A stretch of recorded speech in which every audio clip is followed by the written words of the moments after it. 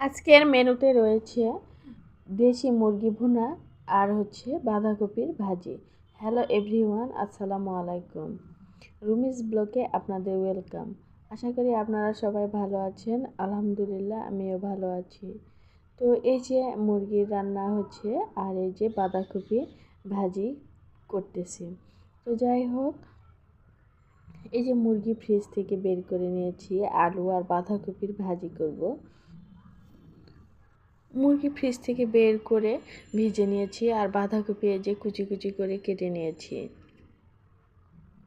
এই যে সব কিছু রান্নার আয়োজন করেছি, এখন রান্না উঠায় দেব। তো যাই হোক,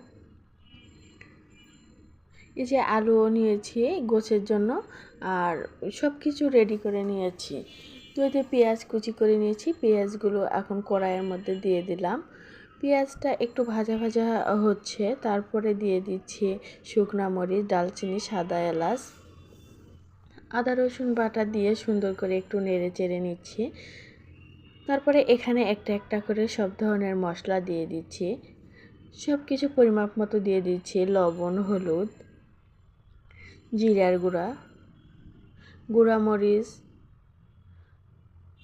ধনিয়ার গুঁড়া, এগুলো সব কিছু আমি দিয়ে দিয়েছি। তারপরে একটু পানি দিয়েছি, কারণ যে তাড়াহুড়া করে গোশটা দিলে পেঁয়াজগুলো মশলাগুলো পুড়ে যাবে, এই জন্য। তারপরে একটু পানি দিয়ে নিচ্ছি। নেওয়ার পরে আমি এই যে ধীরে ধীরে সুস্থে গোশগুলো দিয়ে দিচ্ছি। তারপরে এগুলো কষানো একটু একটু হয়ে গিয়েছে গোশগুলো, তারপরে একটু কেটে রাখা আলুগুলো দিয়ে দিচ্ছি। আরেক পাশে চুলায় কড়াই উঠায় দিয়েছি। তারপরে তেল গরম হয়ে যাচ্ছে, তারপরে পেঁয়াজ কুচি, মরিচ কুচি দিয়ে দিচ্ছি। এখানে বাঁধাকপিটা ভাজি করব। তো এখানে কিছুটা আস্তা জিরা দিয়ে দিচ্ছি, লবণ, হলুদ আর ধনার গুঁড়া।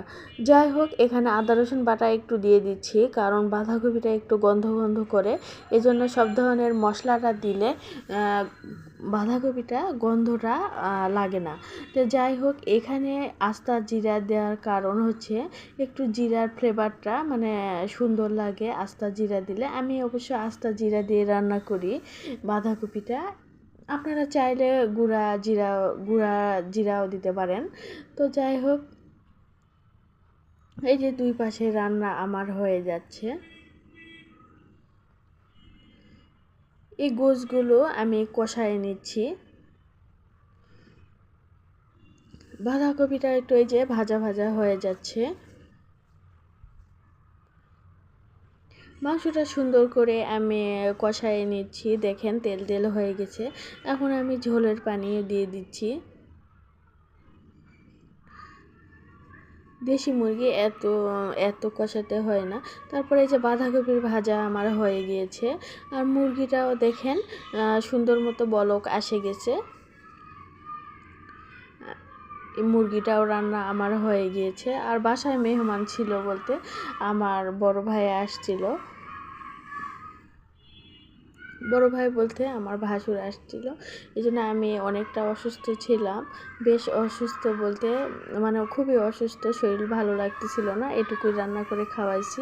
একটু ডাল ছিল, ওই যে আমরা খাওয়া দাওয়া করতেছি। প্লিজ বন্ধুরা, আমার এই ভিডিওটি যদি ভালো লেগে থাকে লাইক, কমেন্ট, সাবস্ক্রাইব করবেন। লাইক ফলো দিয়ে সাথে থাকবেন আর বেশি বেশি আমার জন্য দোয়া করবেন। আল্লাহ হাফেজ।